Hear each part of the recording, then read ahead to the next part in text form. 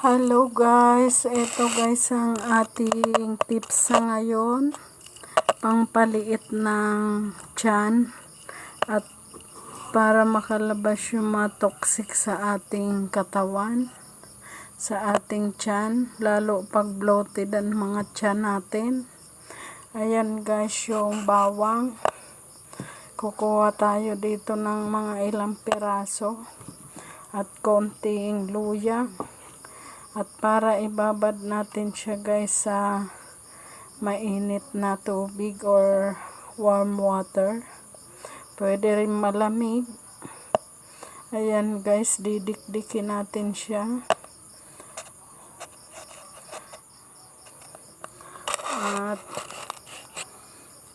ibababad natin siya guys sa isang baso. At eto guys, kalahati nitong bawang.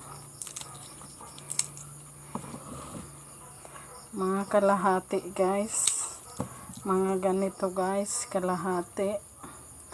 At babalatan natin siya guys, yung bawang. At eto guys, yung konting luya. Eto siya.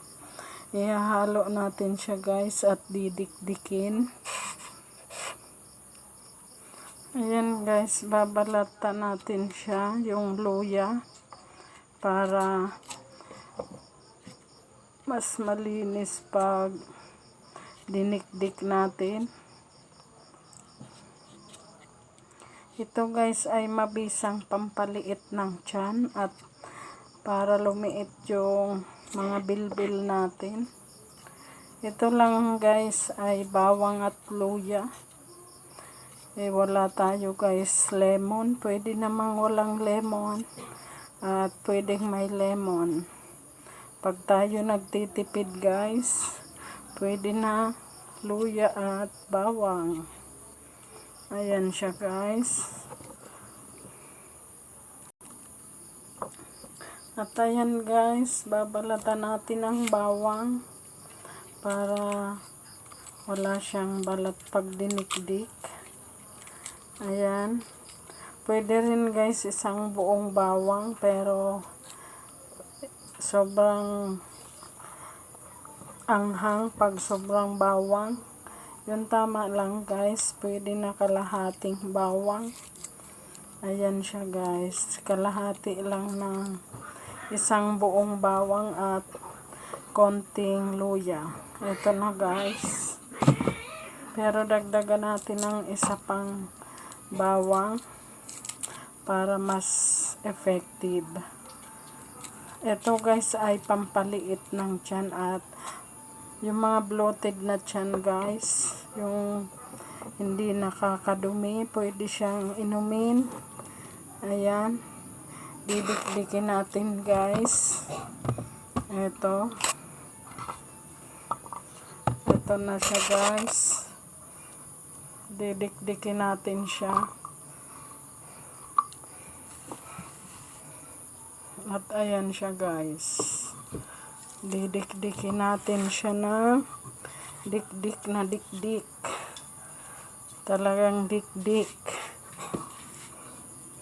Ayan siya guys. Dikdikin natin.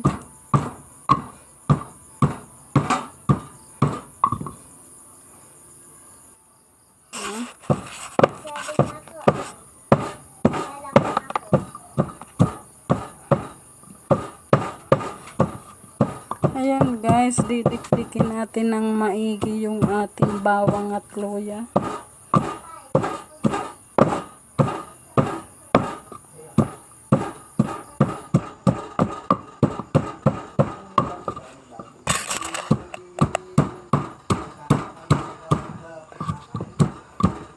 Pwede rin naman siya guys may lemon, pero wala tayong lemon na nabili. Okay lang guys na walang lemon, luya at bawang lang. Hindi pa guys masyadong maliit ang tiyan ko, kaya hindi ko pa maipapakita sa inyo guys. Pero lumambot na siya.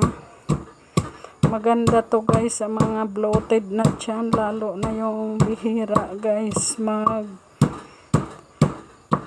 CR. Pwede siya guys pampadumi. Ayan guys, dikdik na siya. Dapat natin siyang durugin ng durugin para mas masarap, hindi maanghang. Pwede rin siya lagyan guys ng honey, pero sa tipid ito, dalawang klase lang, bawang at lemon.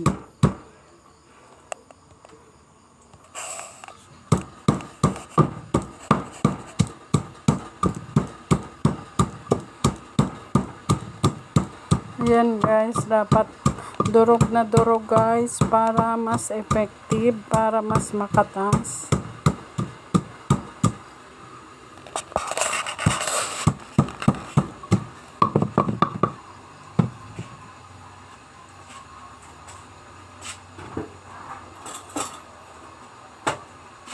At ayan guys, ilalagay na natin siya dito sa cup, sa isang baso, para ibabad natin siya ng magdamag at konting mainit na tubig.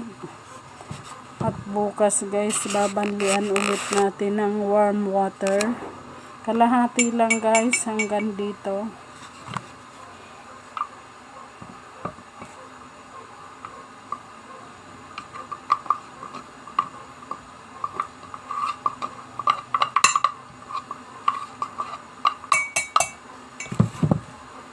Ayan na guys, tutubigin natin siya ng kalahati para bukas ay iinumin natin siya. Maligamgam siya guys, kasi dapat walang laman ang tiyan.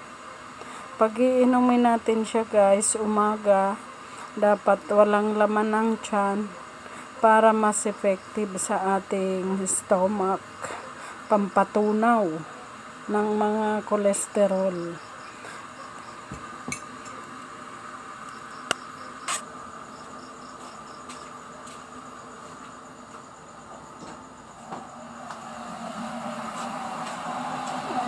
Guys, ang ilalagay ko guys ay warm water, at bukas, basta bukas po ibababad natin siya, tapos lalagyan ulit natin siya ng kalahati. Ayan lang siya guys, konti lang ito tubig natin, kalahati, para bukas ay pupunuin natin siya ng warm water para mas effective guys sa tiyan. Ayan, thank you for watching guys. Please like, comment, and share sa aking tips, luya with bawang para sa bilbil.